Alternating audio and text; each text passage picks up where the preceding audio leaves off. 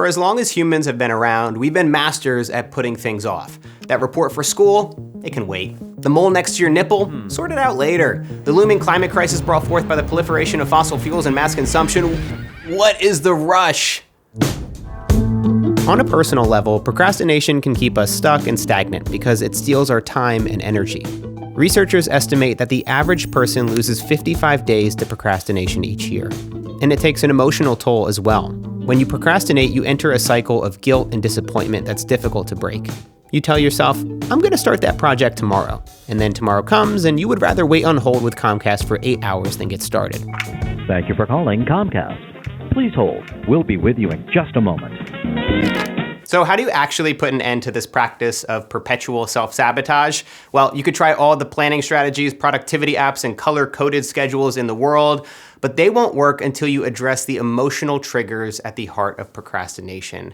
When you break it down, there are really just 5 procrastination triggers that get in our way most often.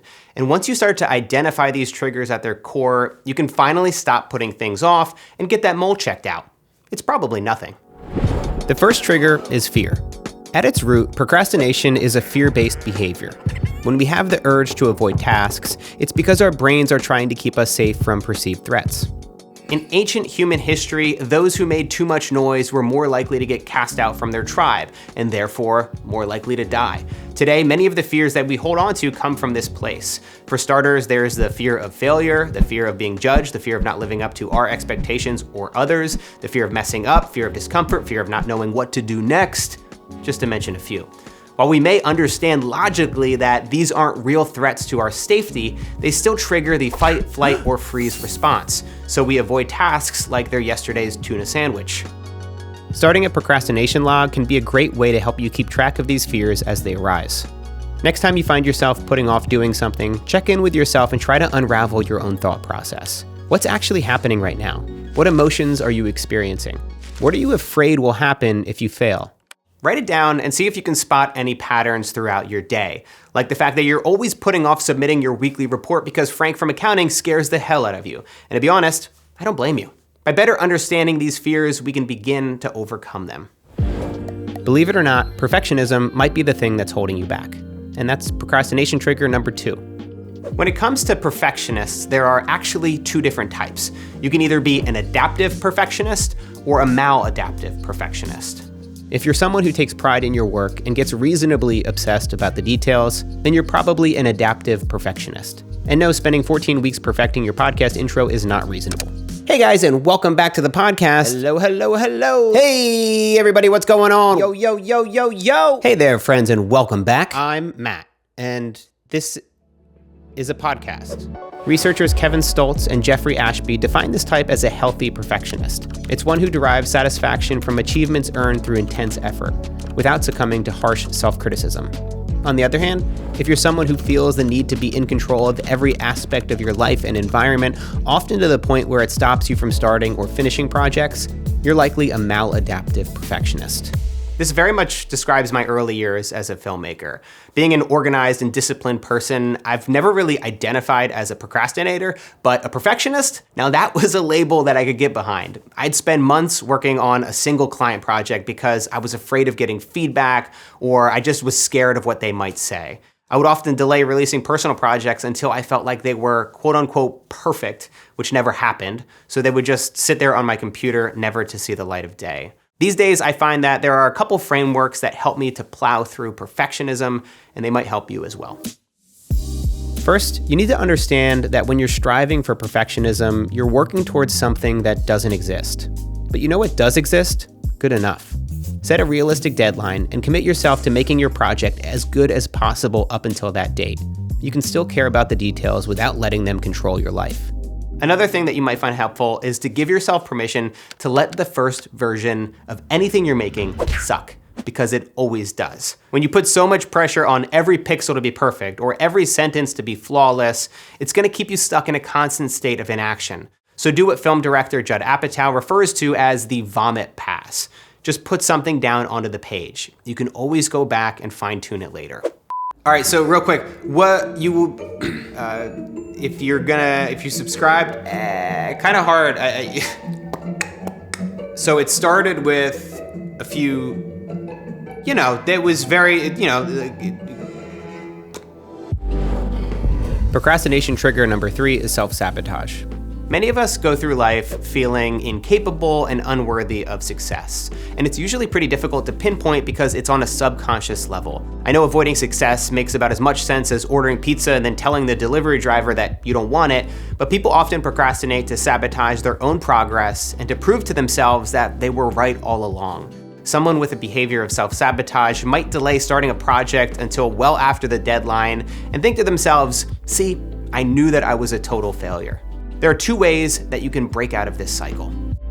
First, understand that you do have value to bring to the world. If you're feeling self-doubt, it can be helpful to think about all the things that you've done right. Think about the successes you've had, no matter how small, and how far you've come since you first got started. As corny as it sounds, a little bit of self-love can go a long way. And the second thing you can do is to actually stop thinking about yourself so damn much. Focus on your work. Focus on the people that you're creating it for. When you think about the impact your work could have outside of yourself, you can start to overcome those recurring practices of self-sabotage. And then there's overwhelm. When you've got 75 items on your to-do list all screaming out to be done, and you don't even know where to start. And so you end up doing nothing at all. Now, this normally happens when the gap between where you are right now and where you want to be feels so far away, and you're so impatient that you want to be there yesterday. Reaching your goal seems so distant and feels like so much work that you can't even begin to think about how to take that first step. But the solution is really simple. You need a plan with a reasonable timeline. You can start by breaking down your large goals into smaller, more manageable tasks, and then spread them out over a long period of time. Sure, you might not be able to tackle 75 tasks today or reach your goals by the end of the month, but can you get 2 or 3 really important tasks done each day for the next couple weeks? Consistency is the key to making progress towards your goals. If you put in just a little bit of time each day, you'll be surprised at how much growth you'll see over the course of a year. Can you say slow growth? So this video is brought to you by Squarespace. So let's say that you're a professional procrastinator and you want to start a business where you're teaching people how to slack off. Not an easy message to land, but with Squarespace, you're in good hands. First thing you want to do is find a catchy domain name. This one feels a bit dirty for some reason, but hey, do you. Next, you'll want to choose from one of hundreds of beautiful templates. This one looks perfect, or should I say, good enough. Then you can easily drag and drop your logo, photos, and graphics, and add some quippy copy with just a couple clicks. Naturally, you'll procrastinate doing all this for weeks, but that's because you take your work seriously. Now, I personally like to keep things simple, but with Squarespace, you can get everything from scheduled posts to detailed analytics and e-commerce stores. Visit squarespace.com today for a free trial. And when you're ready to launch, go to squarespace.com/MattDiavella to save 10% off your first purchase of a website or domain. So if you're looking to build a website for yourself, use the link down in the description below. Thank you so much to Squarespace for sponsoring this video, and thanks to you for thinking of them because that helps to support this channel. The final trigger is actually more of a question than anything else. Are you procrastinating or are you exhausted? Many of us put pressure on ourselves to do more, to be more, and to fit just one more commitment into each day. But if you feel so mentally drained and exhausted that you can't bring yourself to face the task, your mind and body might actually be trying to tell you to take a break. So how do you know if you're tired or just lazy? Just check in with your physical state. If it feels more like a mental block, say you're bored, the task makes you want to throw your computer out the window, you'd rather be eating cheese puffs in a onesie, then you're probably procrastinating. But if you're feeling physically exhausted, as in you've got brain fog, heavy eyes, and deep fatigue, then chances are you're actually working too hard. You're not procrastinating, you're just burnt the out. And that's a sign that you should start to slow down. Clear your schedule and take a few days off. Take a couple personal days or call out sick if you have to. Just give yourself permission to detach from your work for a change. So there's one thing that I want to leave you with. If you find yourself falling into the sweet, sweet, comforting arms of procrastination, there is one thing you can do right now, and that's forgive yourself.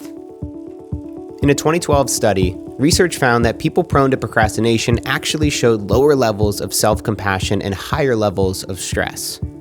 And another study from Carleton University found that people who could be more self-forgiving about failures experienced less procrastination later on. So the next time that you find yourself procrastinating, cut yourself some slack. After all, you're human, and this is what we've been doing for thousands of years. By accepting and forgiving yourself for procrastinating, you can actually help to break the endless cycle of shame and guilt, and be more likely to get back on track. And hey, maybe you'll finally get that mole checked out. But again, it's probably nothing.